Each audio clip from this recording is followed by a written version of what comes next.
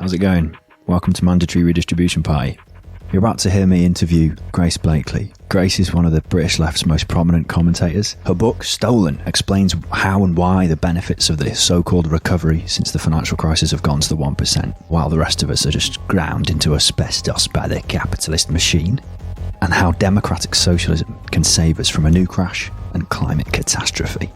Chapter 7 of the book, where Grace moves from an analysis of things as they are to how they could be, starts with a great quote from Thomas Sankara, the revolutionary leader of Burkina Faso.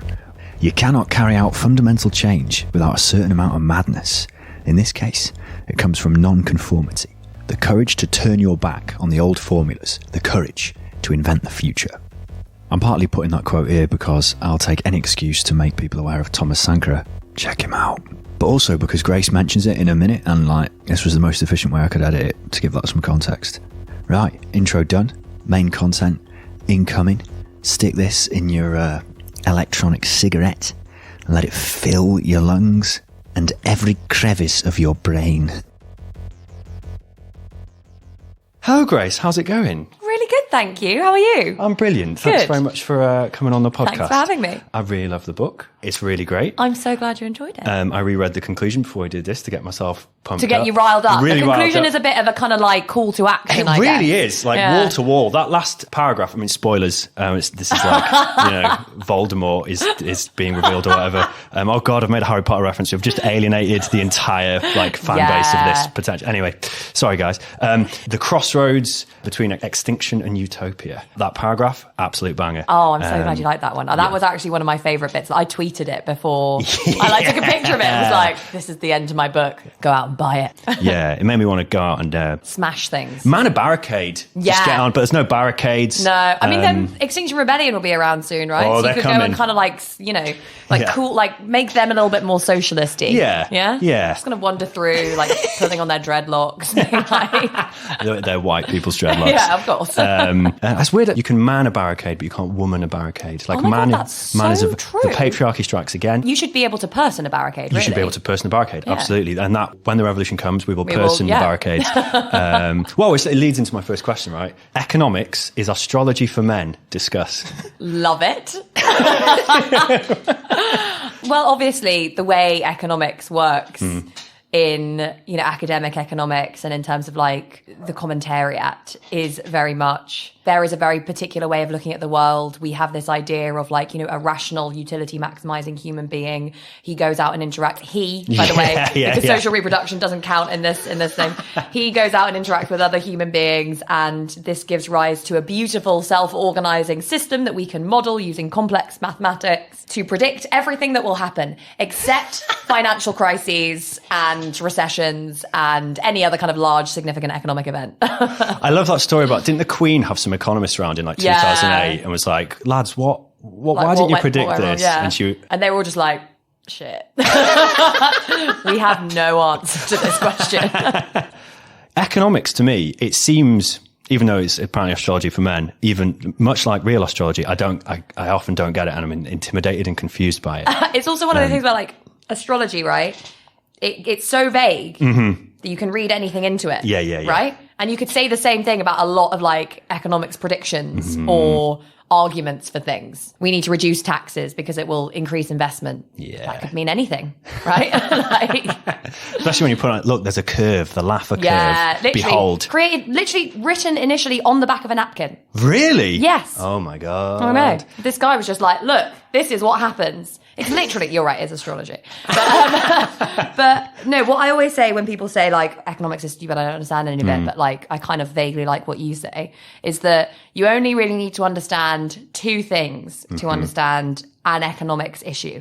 One is who owns the stuff, and the other one is who makes the rules. Yeah. Which is basically, as a socialist, just who owns everything, who tells us what to do. That's basically all that really matters. Yeah, that was, I mean, I'm going on a tangent here from the questions I had planned, but that was something I was really pleasantly surprised by in the book, is that thing of like who owns the stuff and then like who controls it and who makes the rules. Often people, well, you actually say it in your book, you point out like Piketty and things like that, saying, oh, let's just tax the rich more, but that addresses neither of those two main issues. And a lot of the solutions you put forward were really right. I mean, they weren't like nationalisation without compensation, but they're like genuinely like inspiringly radical. A lot of the stuff that's written on the left is just like why everything is fucked, rather than here's why everything's fucked, here's what we could plausibly do, that you put forward such radical proposals. It's like amazing. How did you get through PPE at Oxford and keep like a functional brain? Like, why aren't you Ed Balls? That's a really good question. The book is dedicated to my granddad, right? Who was a shop steward, communist of one form or another, but continuously kind of, changing his mind throughout his life. Yeah. And who even, he died when I was 14, but I wouldn't have been able to even kind of speak to the rest of my family with, if I hadn't. But I mean, even with that, coming out of PPE, I don't think I would have described myself as a socialist at the end of my PPE degree. I mean, I was like, Ed Miliband's shit and I'm going to go campaign for the Greens because austerity is terrible. But I still don't think I had that, the view of the economy and politics that I have today. That all changed when I did my African Studies Masters. Right. Yeah, because you were, so the Sankara quote, right? So you're looking at, I feel like to properly understand capitalism, you have to look at it from the bottom up. And when you start looking at it from the bottom up, then you start seeing how things actually work. Yeah, I kind of got to Marxism through dependency theory, being so imperialism is what structures the world economy. What explains that? And then I was like, wow, it's all about capitalism. That was kind of my next question, really, is how did you get such a mastery of socialist thinking? And have you got any other tips for other people learning about this stuff? Because that's a good question. I watched you do a talk on Saturday, and it was amazing. But when you were fielding questions from the audience, they were basically about every aspect of human existence, and you were expected to have an answer, and you did. Where would people start though with getting that? Because again, I think people can be intimidated with the canon. God, yeah. No, definitely don't start with the canon. Yeah. Imagine just being well, if you want to understand socialism, just go and read, volumes 1, 2, and 3 of Capital, and you'll be fine. Definitely don't do that. I mean, do it eventually, right? Because it's fun. Yeah, so I started with all the kind of pop Marxism. It was after I graduated from my master's. During that point, I'd gotten more into mainly critical theory and sociology and all that sort of stuff. So, you start out, you dip your toe in, you read a little bit of, Foucault, and you're like, oh, I wasn't taught this in my PPE degree. I wonder what else I wasn't taught. And then you go you go to the better stuff, and then you get to the better stuff, and then finally you get Marx. And I remember basically spending a couple of years after I graduated just reading basically everything that Verso and other critical publishers put out. Yeah. And there are some really good books. Inventing the Future was great. I remember reading that one. I remember reading David Graeber's book, Debt. And then a couple of other and then you'd branch out from the things that were referenced in, all the new books. So I remember setting myself the challenge of reading E.P. Thompson's History of the English Working Class. That is an absolute was brilliant. But it was so good. It was so good to read. Then after 3 years of reading random stuff, then I got onto Capital, and I still haven't finished it. And basically, I just listened to David Harvey's podcasts and read Mandel's introductions, and that's about it. Pro tips. Yeah, I think sometimes people can be elitist on the left. 100%. Especially online men of don't read Naomi Klein or Chomsky. They're actually just thinly veiled liberals. Blah blah blah blah. It's actually no. It's There's a lot of good stuff in there that can... Yeah, it's a journey, right? It is like if you've written a book and it doesn't try and explain everything that's ever happened throughout human history through the lens of the tendency of the rate of profit to fall, it's not real Marxism. So let's get into the specifics of the book then. Great title, Stolen, How to Save the World from Financialization. Now, presumably, like every interview you've done, someone's asked you to explain financialization. So I thought for a change, I'll try and say what I got from your explanation. Oh, great. Okay, that takes some work off me. I like that. Exactly. And then you can just correct me for like the visceral thrill of the listener. If I get it wrong, they get to hear me get owned. So by a girl. So finance is lending, investment, mortgages, things like that. Yeah. Okay. Yeah. So you've got, like banking on the one hand, which, is a kind of structured around money creation, lending, borrowing, etc. And then you have the rest of it, which is basically money management and capital management and that sort of stuff. So that's finance. And then financialization is where that becomes like the dominant thing in the economy, right? DFS don't want to sell you a sofa. They want to sell you like a 5-year thing to pay it back. And it's the same with like car dealerships or whatever. Like it's the financial product. So if you think about banking and money management as broadly, that's not the whole thing, but, you can kind of broadly understand a lot of what goes on in financial markets through those two lenses. And you've got the banks that are lending, taking deposits, issuing various financial products, etc. Big investment banks that are doing things like supporting IPOs, doing mergers and acquisitions, etc. And then you have kind of asset management, which is basically controlling big pools of money and then investing that in different assets, right? Those two, what am I trying to say? Those two kind of big kind of ways of understanding finance. Elements, let's just say. Those two kind of elements you can apply to lots of different other areas of economic activity. So like the lending and borrowing stuff, like obviously you start to see many more aspects of consumption, investment, etc. as defined by debt. So people are in more debt. Corporations are in more debt. When you buy things, you may be buying it using debt. Debt becomes much more important in terms of the operation of the financial system because you have much more debt being created. It's being created in new ways. You can kind of create lots of different securities based on that debt, et cetera, et cetera. So debt comes to play a much more important role in the economy as a whole. And you can kind of understand that as so David Harvey has this idea of, like spatio-temporal fixes, right? So on the one hand, you have spatial fixes for capitalism where, things stop working as well. So capitalism expands geographically. You can think of the increasing importance of debt in the economy under financialization as like a temporal fix, right? Because it extends, it's almost like capitalism extending itself through time. Like extracting from the future, right? My God. Rather than extracting from the rest of the world. Time capitalism. Literally. And then the money management side of things is also really important because the management of financial assets or just assets in general becomes much more important for businesses, households, the state, etc.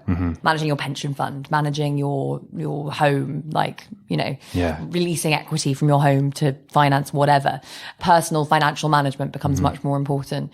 You might think, I feel much wealthier because my house has gone up in value and my pension pot is really big, even if your wages haven't increased that much over the last couple of years. That is quite a different way of understanding our own prosperity and our own economic situation because, you can join a union and bargain for wage rises, but you can't really go to your bank and say, I'm joining a union and going on strike. You can actually. There are now groups that will do that, especially in the US. Right. Which is great. But that's emerged as a result of, this model kind of developing and then breaking down. That's kind of it. Debt, money management, just kind of changing the way that households work, businesses work, and the government works. Amazing. So from what you said there then about how it's a bit harder to negotiate with your bank than your employer if you're in a union, how is burdening households with debt like a means of control? How does it reduce people's freedom?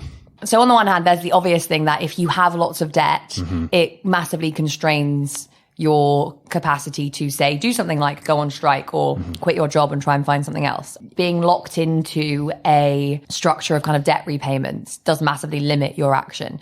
And you've seen that a lot recently with people kind of getting into debt spirals and then being shut off from credit from traditional banks and having to go into the payday lending sector and getting into this downward spiral of, say, having to pay more in interest payments than they can conceivably afford, leaving enough left over for them to survive. So that can get into kind of quite dark territory for a lot of people. And we are seeing the massive rise of problem debt in the UK again, given that we've had a decade of wage stagnation. More broadly, the focus on personal financial management, so the management of one's debt and one's assets, does take a bit of pressure off your work as a source of income, right? Because you have your wage, which is income, but you also might have many other different forms of income in inverted commas, which actually represent a future claim on your earnings, but which will allow you potentially to live better now than you otherwise might have, and which will make you less focused on your wage as what is determining whether or not you can afford to buy all the things you want to afford. So if you have got, as we have had, a decade of wage stagnation, but you have rising house prices, so you have assets that are worth more, and it's easy and cheap to get debt, as it has been since interest rates have been low for most people, although those that doesn't get passed on to credit cards and payday lending, etc. Wonga.com. Yes, exactly. It takes the pressure off your employer basically to pay you right. I think a lot of people now do understand that a lot of the social function of benefits is to subsidize the businesses that are paying poverty wages, right? Like the thing that's called the living wage, which isn't a living wage, is like topped up by dog shit benefits, whatever remains under the Tories. But then, I didn't really think of personal debt as having the same function, which is is that kind of what you're saying there? A little bit. Yeah, kind of. I mean, obviously it's not the same because it's not a giveaway. It's an extraction from the future, right? So, it's always, it's grimmer. It's always premised upon the idea that you're going to carry on getting better off, right? If it's, a mortgage, it's premised on the idea that your house isn't going to fall in value. If you're borrowing, say, to go on holiday, that's premised on the idea that you're going to earn more in the future that will allow you to pay that back. And when that stops happening, then, you get... You're in a pickle. Yeah, you're in a pickle. Wicked. So the other aspect of the title is why stolen.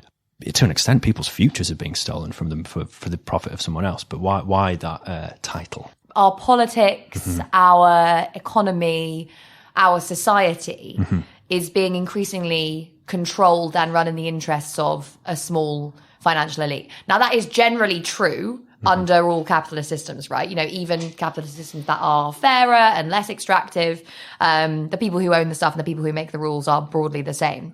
But under financialization, you start to see greater levels of extraction and exploitation from everyone else. The myth of capitalism is we need inequality, we need, a small number of people to own the stuff because they'll invest the money that they have and create jobs, and, people couldn't possibly do that for themselves. So we've got to have these, incredibly wise people who've inherited all their money do it for us. And at some points in the long history of capitalism, that has said something about how capitalism works. The people with the money have invested that and created jobs or invented things or whatever. But for most of the history of capitalism, particularly before the Second World War in the UK and the US and since the 1980s, that hasn't been the case. In fact, it's been a small number of people using their economic and political control to exploit working people and to literally extract from them. So you can think of kind of exploitation as what happens in the production process, right? So I pay you a wage less than what you deserve, but that's added to under conditions of financialization by this process of extraction, which is lending to you and then extracting more out of your earnings through interest payments. Or I own all the homes and I get to charge you whatever rent I like, and that's another way in which we're extracting from the bottom up to the top, along with the many ways in which political power and the state is used to keep working people down, extract from them, oppress them, etc., in order to benefit a small elite at the very top. So I suppose it's theft but understood in a very expansive sense, and not just being like, bad guys coming over and like pushing you over and taking your stuff, but actually like a system that's structured around the idea of extraction. I don't know where to go now. You're like, one of the things I think that's a bit of a problem in some leftist critiques of like neoliberalism, which I was worried about. I was worried about going in because you've got this amazing history in the book, a whole chapter about how financialization came to be. And I was like, oh no, is this going to be the kind of post-war consensus nostalgia piece, right? Right. So post-war consensus, which was basically like nationalization, high taxes, strong unions, blah, blah, blah. There's a bit of a thing of people going like, what we have now is bad capitalism. And we need to go back to good capitalism. So you said a moment ago, like obviously capitalism was the worst aspects of it were more intense. They're intensified by financialization and they were more intense before the post-war consensus. But could you just explain why, like, maybe a return to the post-war consensus is not enough? Like, maybe digging up Clem Attlee isn't the solution. Robo-Clem. No, that's a really good question. I think there are two reasons why, there are two kind of ways to respond to this, right? The first way is to look at the inherent contradictions associated with social democracy in the post-war consensus. So to basically say that the system that we had during the post-war period, which was based on, as you said, kind of much greater role for the state in the economy, the state playing a role as a mediator between bosses and workers, and, you know, the expansion of the welfare state, etc. In many ways, that was a process of adaptation to the horrors that have been created by the extremely free market, laissez-faire system that we had before the Second World War that collapsed in the Great Depression and obviously led to fascism and you know, one of the most horrific conflicts that we've ever seen. The process of adaptation that took place after that gave rise to, in the US, the UK, and other parts of the rich world, a less extractive, nicer, cuddlier form of capitalism, right? Cuddly capitalism. You have nasty capitalism and cuddly capitalism. But it was still capitalism. It was still a system based on the private ownership of resources and production for profit. Therefore, you know, as Marx says, any capitalist system has its own contradictions, some kind of problems that stop it from working properly after a period of time. And that had its own contradictions because that system was ultimately based on the idea that it would be possible to strike a compromise between people who work for a living and people who own the stuff. And that the state could play a role as that mediator. And this was kind of fine when things were going well. And not least because, you know, you had extraction from the rest of the world as part of, you know, the system of colonialism that still existed. But as you started to get globalization, meaning greater competition, as you got, say, all the problems that took place in the 1970s, the breakdown of Bretton Woods, the kind of international monetary system, the oil price spike, etc., that conflict that exists in all capitalist systems between the people who work for a living and the people who own the stuff became more zero sum. Before that, you think there's enough to go around. We can decide who gets the gains from growth. We can split it equally between workers and bosses, whatever. It means workers get paid a little bit more. Bosses have to kind of be less exploitative. But when you get the oil price spike and a rising inflation, bosses think, right, we need to cut costs to deal with this inflation problem. Workers also think we need more money to survive. So that kind of conflict that exists under the surface of the social democratic model suddenly explodes. And then the state doesn't know what to do because the state doesn't know which side it should take, right? And that's basically the political problem that you get in the 1970s. And so, you know, whenever you get crises under systems of social democracy, they have to be resolved in favor of one class or the other, right? And generally they'll be resolved in favor of capital. So in many ways, you know, that cuddly capitalism leads inevitably to nasty capitalism. But the other thing to talk about is that, you know, you can't just change capitalism based on what you think it should look like. What kind of capitalism you have is determined by the balance of power between different classes. So after the war, the balance of power between people who work for a living and people who own the stuff, so labor and capital, tilted in favor of labor because, you know, the state had expanded, the unions had become much more powerful, capital was kind of hemmed in a number of different ways as a result of the Second World War. So working people had more power. They also were able to finally vote properly, and they had representation in the Labour Party and unions, etc. And so that was a big factor in determining why we ended up getting the post-war consensus in the first place. And the same way, during the 1970s, capital started to claw that power back for a whole load of different reasons, not least because of the breakdown of that Bretton Woods system that included a lot of regulation over finance and people's ability to move their money around the world.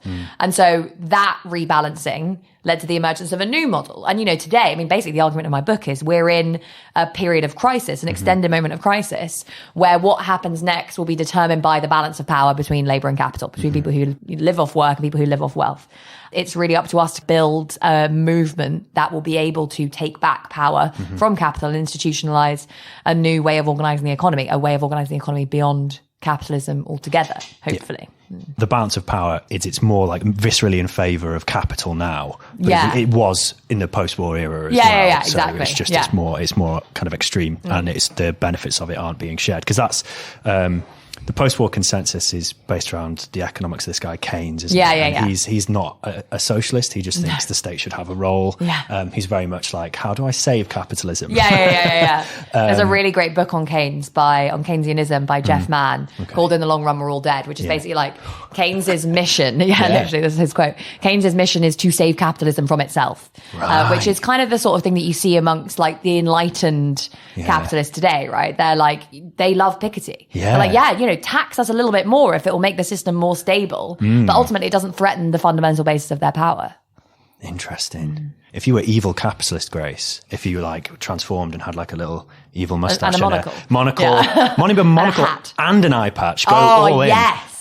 Monocle eye patch, with like a monocle held with string. What would be like? Do you think capitalism can save us? Because what it seems to be doing is the same thing it did, as you said, in the 30s, which is basically going, okay, this isn't working, let's do fascism now. Is there like a liberal capitalist solution to maintain this system? I mean, if I was an evil capitalist today, then it's like you have to be a very particular component of capital not to be concerned about the rise of fascism. Because fascism is a response to, in many ways, a response to the crisis moment in which we find ourselves, that benefits the right over the left. But it still involves quite a lot of constraints on capital, because, you're returning to often a kind of a protectionist nationalism that is not only about keeping out migrants, it's also about trade wars, etc., which can harm capital. It's often associated with the kind of populist rhetoric that you'd find on the left, but without any substance behind it. So that should be concerning for some sections of capital. For others, not so much. Like the most extractive financiers can basically make money out of anything, and in many ways, crisis kind of benefits them because it allows them to make money out of the chaos. But for most of capital, that's a concerning development. Not nearly, obviously, as concerning as the rise of socialism. So obviously, if they had to pick, they would choose fascism. Clearly, what you're starting to see at the moment is obviously they all want the nice liberal consensus of before the financial crisis back, right? They all want to go back to 2006. So they're all throwing their weight behind consensus. Macron. Macron style politics. And some of them are smart enough to know that that's only going to work if it's accompanied by giveaways, right? If it's accompanied by higher levels of taxes, a bit more regulation, and some giveaways to people with the electoral power to be able to shape what happens to the system. So if I was like a capitalist now, and if I had one with influence, I would basically be throwing my weight behind some sort of non-socialist but left-sounding agenda. That was basically like, we need to like enforce competition law better. We need to properly tax the rich. We need to invest more in infrastructure, all this sort of stuff. We need to have some sort of very limited Green New Deal, right? Like kind of take the phrase, but strip out all the good stuff. That would kick the can down the road potentially for 5-10 years, but it's not going to fix any of the problems. The smart thing to do would have been to do that immediately after the financial crisis, right? But it's hard to see now how that kind of politics is ever really going to come back. In the book, which everyone should read, by the way, because it's going to be the length of like 50 podcasts, and Grace can't explain everything in this episode. But you go through how financialization affects like the firm, the household, and the state, right? And there's a nice thing that kind of ties those three together, which is a phrase you use called like privatized Keynesianism. So I found that really interesting because I often have trouble with the word neoliberalism. I don't like the weird parts of the commentariat who somehow it doesn't exist. They have like politics degrees, but somehow never encountered the word neoliberal. I don't know what it means. First page of Google, mate. And like, obviously, basically it means kind of market fundamentalism. But the interesting thing about neoliberalism, obviously, is that in bringing it about, the state did loads of stuff. Well, even, like basic stuff now, like help to buy schemes that look like they're kind of helping people, but actually it's just a subsidy to financial speculation of the housing market. So Keynes obviously thought from my understanding, again, please just slam me if I'm wrong, it's like you have to think about demand, and workers need to have money to spend, otherwise who's going to buy the stuff? And that's really important for how capitalism works. So when you go full neoliberalism with Thatcher and everything in the 80s, the problem is if you've got loads of unemployed people and they've got no money, no one's going to buy anything. So demand has to come from somewhere if you're slashing welfare and it's everything. So both in terms of the household and in terms of business, what does privatized Keynesianism mean? What do you mean by that? So, I mean, Keynesianism is basically the idea of, as you said, demand management, right? So when Keynes's idea of the business cycle was that it was driven by people's expectations. So when people were really confident, businesses would invest loads, people would kind of buy more, everything goes up. But when people start to get less confident, whether that's just as a result of the fact that things have been going well for a while or because something changes, whatever, then businesses restrict investment, people stop spending as much, and you get a fall in demand. And his idea was basically that it's the government's role to step in and mute the ups and downs of the business cycle. So when people are investing too much, raise taxes, reduce spending, raise interest rates, and constrain that. And when they weren't spending enough, expand government spending, which, stimulates demand for businesses. Like if you are building a road, then you are going to need private businesses to do that, which will increase their profits, some of which will go to workers, et cetera. It goes all the way down the economy through the multiplier. That was kind of Keynes's innovation. That really is what underpinned the post-war consensus. The idea of privatized Keynesianism is that rather than allowing that spending to be undertaken by the government itself, right, which allows the state to expand, potentially leads to higher taxes, also kind of undercuts the discipline imposed on workers based on the fact that if they lose their job, they'll die, right? If you've got a welfare state, then, that's less of a problem. Rather than doing that, you encourage people to take out huge amounts of debt. Basically to boost demand. You encourage people to take out personal debt, so particularly mortgage debt, but also kind of general unsecured credit card debt. And you also encourage businesses to undertake investment through debt. The idea being that allows people to spend, businesses to invest more than they would if they had to rely just on their earnings. That's kind of the basis of the financialization fix, but obviously it contains the seeds of its own destruction because it means, because basically a lot of that debt was being taken out and not used productively. So often businesses were taking out tons of debt, and rather than, say, building a new factory, they would buy up another company or just dish out loads of money to shareholders, right? And it's the same thing with households. I mean, obviously a lot of that money went into housing, but it went into housing on the basis that house prices would continue to go up indefinitely. And obviously they didn't. Privatized Keynesianism really underpins the kind of massive boom that we had between the kind of end of the 80s and 2008, but also the financial crisis itself. Nice. Okay, I'm going to put my Tory top hat on and my monocle and my mustache, right? But Grace, isn't financialization great? Workers shouldn't be concerned with the super rich as long as the economy grows, because a rising tide raises all ships. Global absolute poverty has fallen from 52% to 21% in the 1980s to 21% now. And that's happened in the era of financialization. What say you to this? Right. So to the second point about global poverty, obviously the vast amount of this happens in China, right? People say, China became capitalist and that's why we've had a fall in poverty. The idea that the Chinese state, which is based on mass state ownership of basically the entire financial system, but also a huge amount of industry, combined with capital controls, credit controls, mass state control, surveillance, whatever, is free market capitalism, is utterly absurd. China was able to do this basically by flouting all of the rules that would have been imposed on it had it been any other country, i.e. you have to open up your markets to international capital. You're not allowed to have exchange controls. You're not allowed to have credit controls. You have to start privatizing things, right?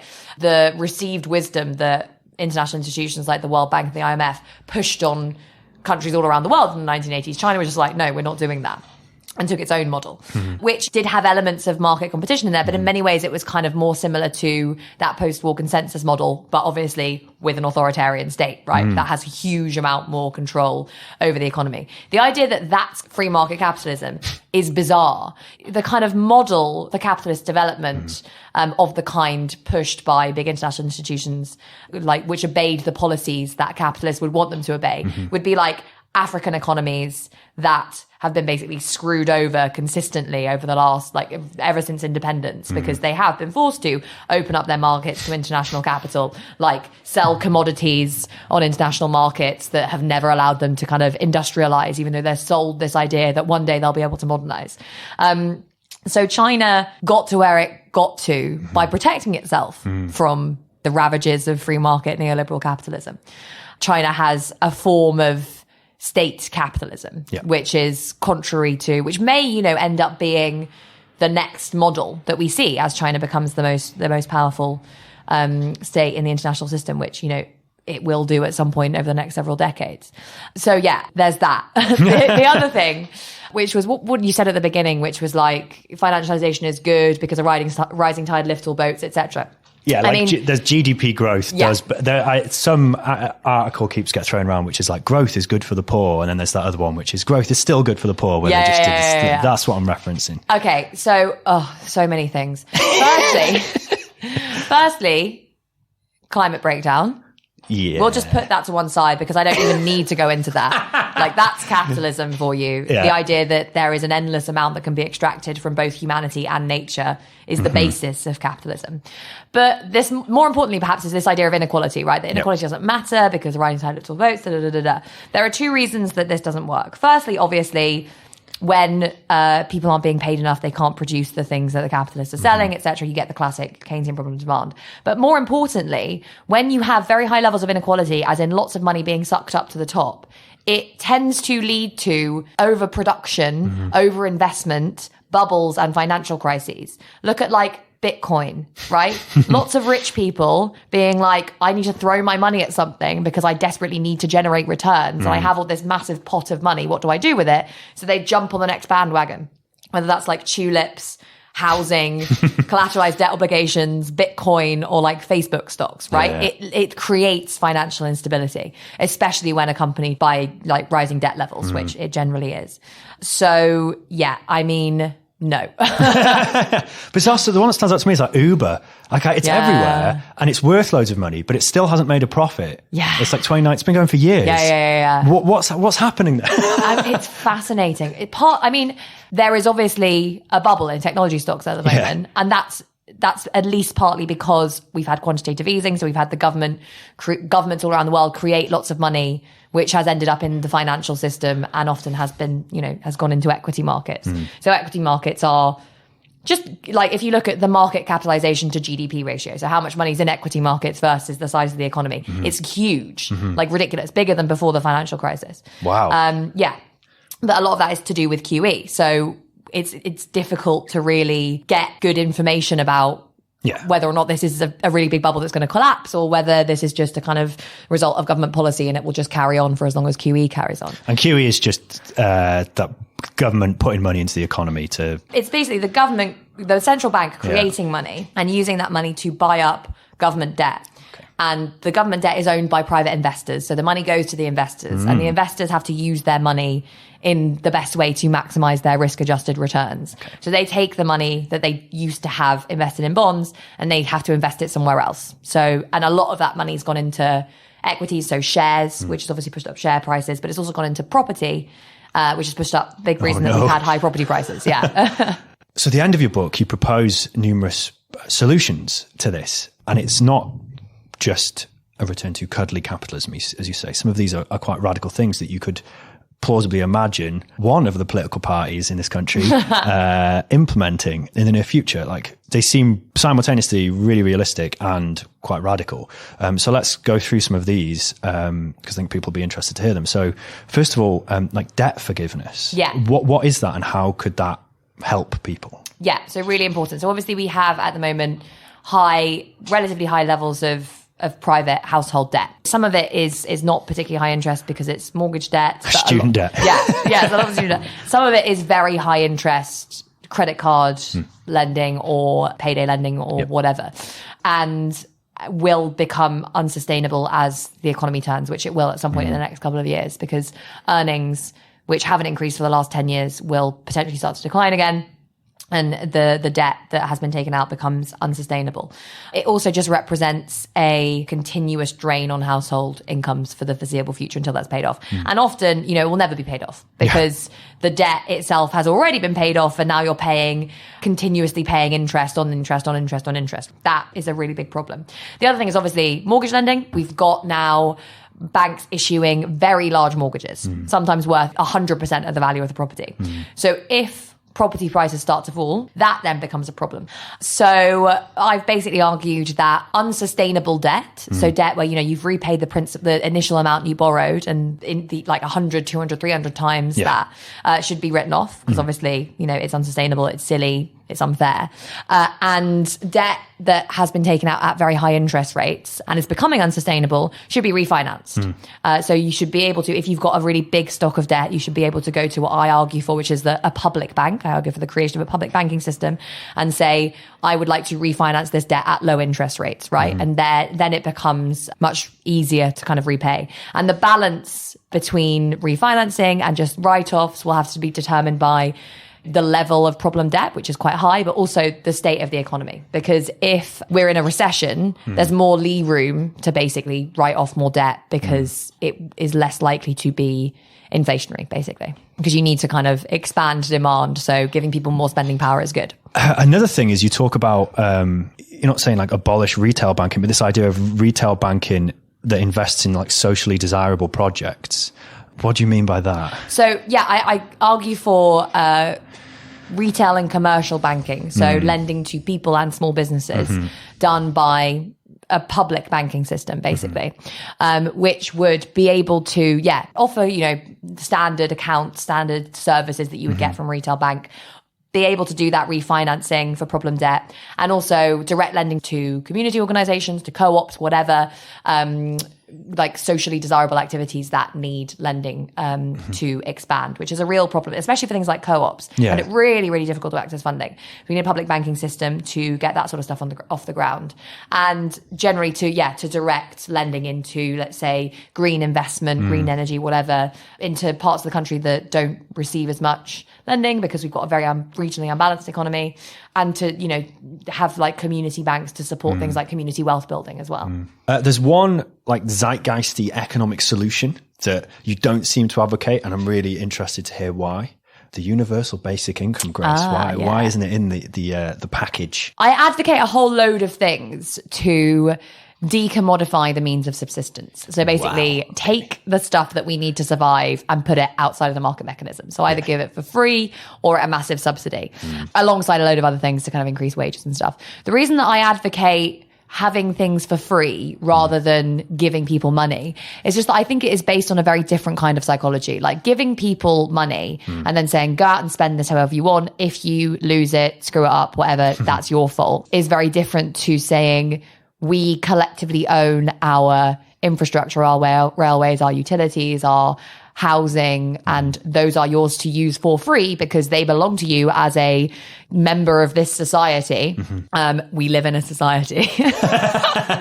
We live in a society, so we should have free stuff, basically. It's very different. It's a very different psychology to being right, I've got money for free from the state, I'm going to go out and spend that, than it is being just obviously I'm going to jump on the train and it's free because I own it.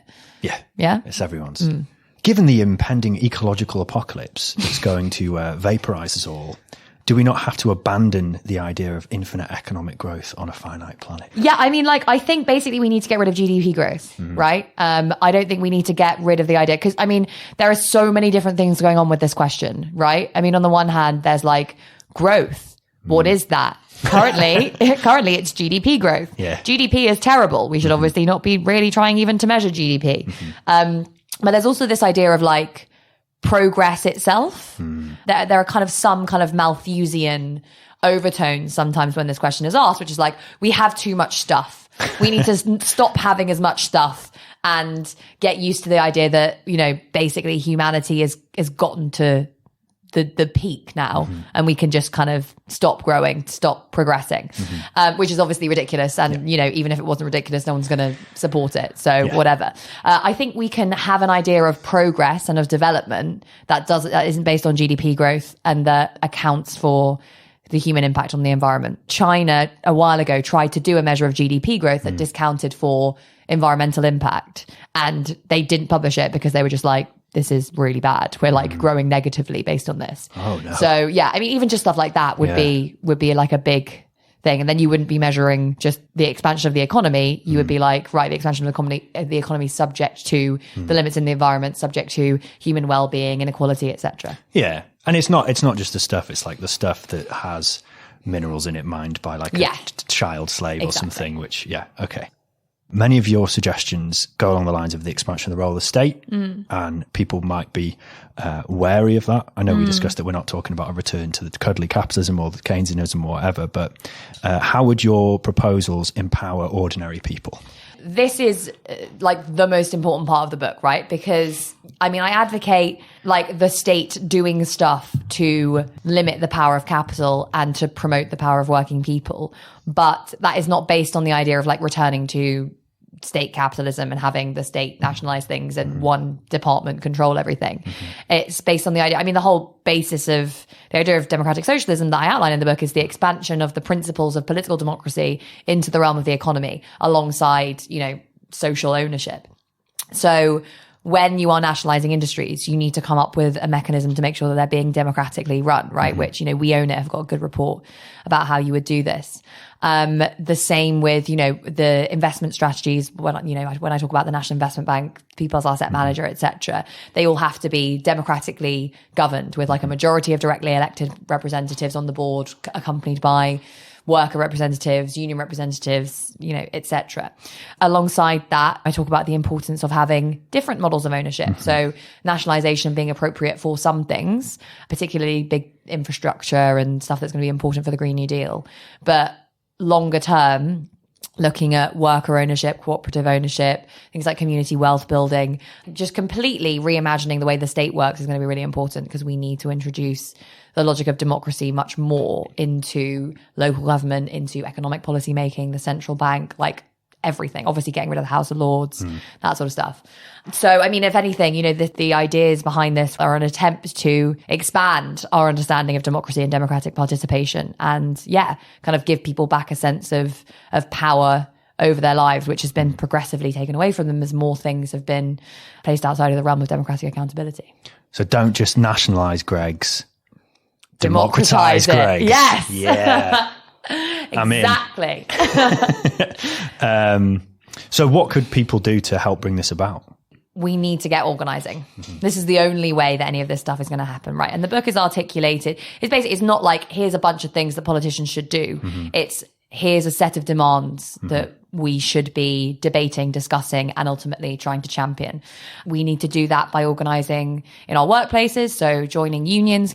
Politically, so, you know, joining a political party, joining, you know, Momentum, whatever, and also getting involved in wider social movements, right? Whether that's community organizing, whether it's, you know, environmental activism, like whatever, any collective activity that allows you to resist the logic of capitalism in one way or another, and also expands our understanding of ourselves and our collectivity beyond, you know, a very individualistic psychology that's been inculcated by the particular kind of capitalism that we have, makes us conscious of our power as a group. Join a union, join the Labour Party, join whatever, and get organising. Yeah. That's why I go and put Das Kapital in the self-help section of bookshops.